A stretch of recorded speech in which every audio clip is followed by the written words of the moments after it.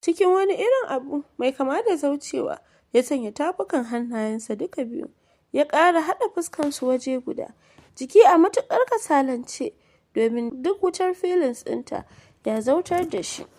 Ya sanya ya susuce, ya zama kamar ba professional footballer ba, the ruler king of Kanzab, the best young emir of Kanzab. Ya zama kamar wani ɗan yaye wanda ba a gama zare sa daga mama ba. Cikin wani azababban abu ya zama bakinsa a hankali daga saman nata.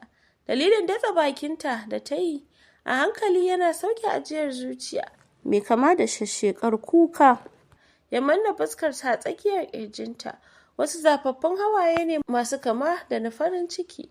Yanayin gudunsu kuma da zafinsu zai sanya ka fahimci hawayen na zallar damuwa ne. Duk da kuwa wasu siraran hawaye ne suka fara saukar mata daga cikin idanunta zuwa saman sumar kansa. Tana jin kanta cikin tsantsar farin ciki mara misaltuwa. Yau ita ce tare da billawa ɗinta. Cucinta ya bayyana a gare ta a lokacin da bata yi tunanin hakan ba.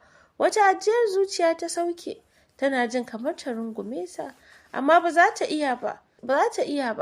Dole shi ma sai ya tabbatar da wannan rashin nata da ya yi, kuma dolen shi ya feyin gaba ɗaya rashin da ta yi nasa. Ita ma yanzu dole ta punishing ɗinsa da jikinta. Hannu ta sanya a hankali da niyyar zama jikinta. Da sauri ta ji ya ƙara ƙanƙame ta, yana ƙara tura fuskarsa tsakiyar ƙirjinta. Kana a zafafe yake sauke wasu tagwayen ajiyar zuciya wanda suke fita da sautin muryarsa mai kama da ta mayunwacin zakin da ya sati bai ga abinci ba. A hankali kuma ya ware labbansa wanda yake ɗauke da danshin man baki, ya haɗe da danshin hawayen da suke sauka daga saman idanunsa ne.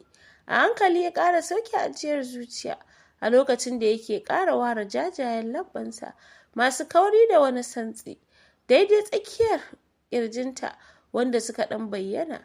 Dalilin zamu saman rigar da ya yi ya sauke mata wani irin amintaccen sumba, kafin a hankali ya tsuke bakinsa ya rike fatar wajen a bakinsa sosai, ya shiga yi mata wani irin tsotsa mai tafiya da hankalin dukkan macen da aka yi wa, bare kuma sabuwa ɗaya mai jini a jika like Julde. Wani irin bugawa zuciyoyinsu suka yi a tare a kuma lokaci guda, yayin da gaba ɗayansu suka rungume junansu saboda wani irin abu mai wahalar fassarwa ya shiga gilmawa a cikin zuciyoyin kowannensu. Julde wacce ƙirjinta ke tsananin harbawa, zuciyarta na wani irin tsalle, tana rintsa idanunta a hankali kuma ƙwallar da ke cikin idanunta suka sauko mata.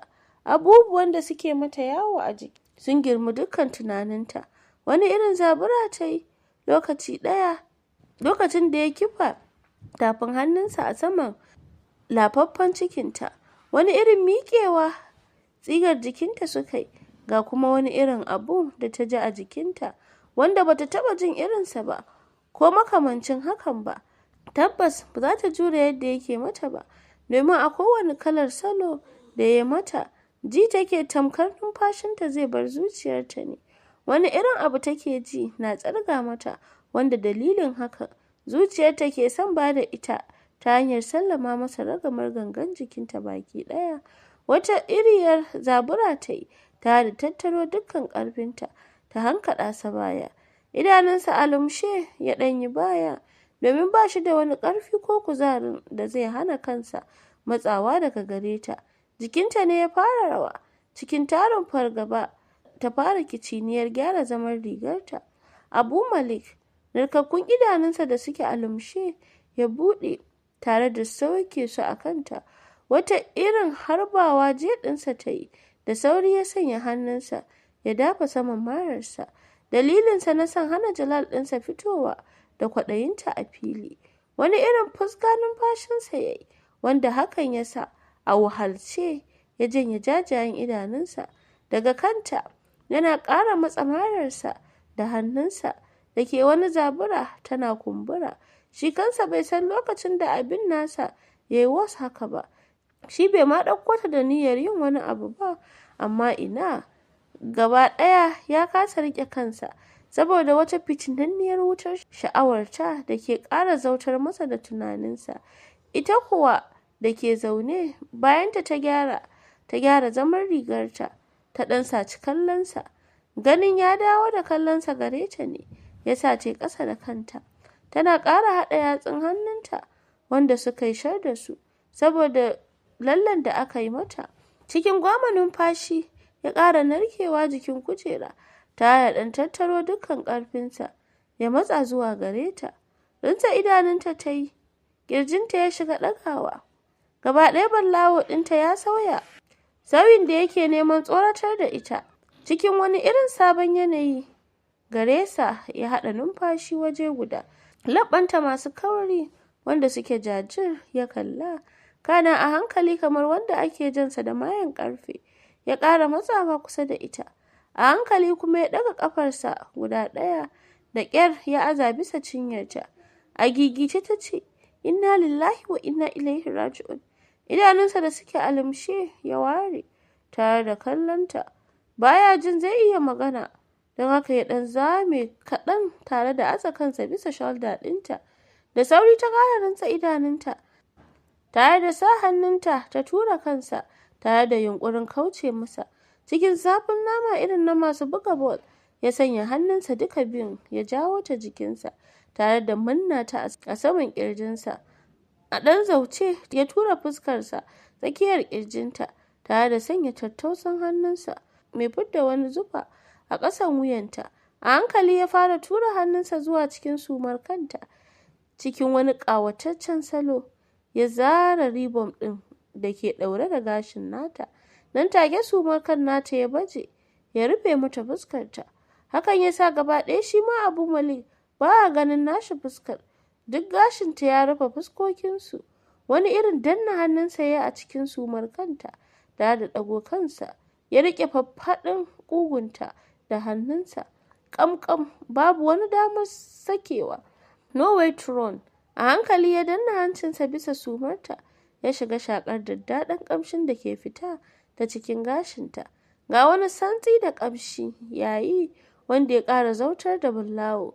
Wani sound da yake saukewa mai kama da gurnani. A hankali ya janye hancinsa tare da zama fuskarsa daga saman sumarta. Raunataccen idanunsa masu kama da na ɗan maye ya sauke mata a saman fuskarta. A hankali ya tsira wa labbanta idanu, yana tunanin yaya taushinsu yake da daɗi, domin a ɗazu bai tantance yadda ya ji su ba. Lumshe idanunsa a hankali yake mai da ƙwallar da ke cikin idanunsa, domin baya son a yanzu ta fahimci cewa ita ce rauninsa. Uwa uba bai gama tantance abin da yake ji game da ita ba. So ne ko kuma tausayi ne, ko kuma amanar da ake bashi yake son kula da ita. Wannan abubuwan guda uku su ne suka yi wa zuciyarsa kai komo till now, kuma bai san inda ya ajiye Julde a zuciyarsa ba. Kawai what all he know shine ita ta musamman ce a wajen shi, kuma yana bala'in sha'awarta. Ajiyar zuciya ya sauke kafin ya ƙara sanya tafin hannunsa ya haɗa fuskansu waje guda. Ƙamƙam haka Julde ta rinsa idanunta tare da fuskar wani wahalattaccen numfashi wanda yake shirin tafiya da dukkan natsuwarta. A hankali rawar da jikinta yake ya tsananta. Sam ba za ta jure wannan haɗuwar numfashin da gamayyar gangar jikin nasu ba. Hakan ya sa ta fara fidda wani kalar numfashi. Jikinta ya shiga ɓari. Hawayen da suke makale a cikin idanunta suka gangaro za su sauka a fuskar Abu Malik. Da wani irin sauri ya ƙara manna fuskarsa a kan nata cikin wani irin sabo kuma baƙon yanayi a gare su. Duk su biyun ya zaro tattausan harshensa tare da manna shi a saman fuskarta. Wata kasalalliyar ajiyar zuciya suka sauke a tare. A lokacin tattausan tsinin harshen Abu Malik ya sauka a saman fuskarta. A hankali ya sauke ajiyar zuciya yana mai ware fitinannun idanunsa a kanta. Yana kallon wani zallar kyau da ta ƙara kamar balarabiya. Tsananin mamaki da kuma tarin al'ajabi da ya sanya hawaye suke fita daga cikin idanunta ya sanya ya ɗan sauke numfashi a hankali tare da ƙara manna kan harshensa a saman kuncinta. wata zazzafar iska ya fesar lokacin da ɗanɗanon hawayenta ya dira a saman harshensa, yayin da yake jin wasu masifaffun abubuwa na yi masa yawo a saman jijiyoyin kansa, abinda bai taɓa tunanin kasancewa da shi ba kenan. Ajiyar zuciya da ta sauke tare da yin shiru, irin shirin nan da ke nuna mutum kamar ya zauce, ta zama kamar wata status. Al'amarin Bullawo ɗinta ya ƙara bata mamaki, domin bata taɓa sanin haka yake ba sai yanzu. Ba tare da saninta ba, sai ji ta yi idanunta na buɗewa a hankali, tare da sauke ganinta a saman fuskarsa. Cikin sa'a idanunta ya sauka a cikin nasa. Lumshe idanunsa ya yi, ba zai jure kallo daga cikin idanunta ba. A hankali kuma ya fara sarrafa harshensa a kan fuskarta, yana bin duk inda hawayen yake sauka, tare da lashe sa zuwa cikin bakinsa. Ƙasa ya fara yi da bakinsa zuwa saman leɓɓanta. Ganin abin da yake shirin yi ne ya sanya ce saurin zama fuskarta. Cikin haɗa fuska tare da tattaro natsuwarta ta ce, "Dala ka buɗe ƙofar nan, please." Lumshe idanunsa ya yi saboda wata kasala da muryarta ta haifar masa. Leɓɓansa ya ware tare da fara tsotsar su. Hakan da ya yi ba ƙaramin tasiri ya yi a kan Julda ba, domin ji ta yi wani abu ya fara mata yawo a saman mararta. Ga wani tashi da tsigar jikinta ke yi suna zubewa. Jikinta na turewa waje guda, tana sauke ajiyar zuciya. A hankali ta lumshe idanunsa saboda saukar muryarsa da ta ji yana faɗi, "Na." Ya faɗa a raunace da wani iriyar murya mai cike da tarin damuwa da kuma so da ƙaunar wani abu da ke tattare da ita. Shiru ta yi masa, duk da cewa ta ji sa, saboda bata shirya nuna masa kanta a yanzu ba. Jin ta yi shiru ne ya sanya Abu Malik buɗe gajiyayyun idanunsa, wanda suka janye tare da yin wani ja. Babu komai cikinsa sai zallar fitina da tarin kwaɗayi. A hankali ya sanya hannunsa tare da matso da ita dab da shi, yana shaƙar ƙamshin jikinta da ke fita, yana ratsa cikin hancinsa. Hannunta da ke cikin nasa ya manna a cikinsa. Hakan ya sa Jidda ce saurin buɗe idanunta. Jikinta ya shiga kyarma, kallonta ya yi tare da ɗaga mata gira, haɗi da kashe mata ido guda ɗaya. Ya wani fito da harshensa waje, ya shiga karkaɗawa. A tsorace ta buɗe baki ta ce, "Stop it, ni fa ba iska ba ce," ta faɗa. Hawa yana saukar mata, domin duk cucu ɗinta ya firgita ta. Numfashi mai zafi Abu Malik ya sauke, kafin ya ƙara matso ta jikinsa. Yana lura da yadda jikinta ke rawa, amma hakan baya damunsa. Cikin wani irin narkakken murya mai bala'in daɗi a kunnenta, ya manna bakinsa a saman kunnenta. Kana a hankali kuma ya ce, "Ni kuma tataccen ɗan guguwa ne, ba ɗan iska ba yarinya," ya faɗa yana hura mata iskar cikin bakinsa, tare da fito da harshensa ya lashe fatar kunnenta tare da ɗan tsotsa. Abubuwa take ji ta tsinin harshen cucu ɗinta yana ratsa cikin jikinta, al'amarin da ya sanya buɗewar dukkan wata ƙofa da ke saman fatar ta kenan. Ga wani sabon yanayi da shauki da ta shiga ciki, ta rasa wai ma menene wannan yake shirin faruwa da ita. Ƙara ƙame jikinta ta yi waje guda, azaba 10 suke saukar mata. Ta rasa ma wai shin ina za ta sa kanta ta ji daɗi ne, yayin da kuma zuciyarta ke ribatar gangar jikinta ke son rinjayar ta zuwa gare sa. Cikin fusgar numfashi ta ce, "Don Allah ka sake ni, ban so, wallahi ban so. Ba zan iya jure wannan abin da kake yi min ba. Ba na so. Haka na tsane ka, ba zan taɓa son ka ba." A hargitse ya juya tare da sanya dukkan hannayensa ya fisgo ta jikinsa, tare da ƙanƙame ta a faffaɗan ƙirjinsa. Yana sauke numfashi cikin zaucewa, tashin hankali, ruɗu, tsananin mamaki da ta'ajjuji ya ce,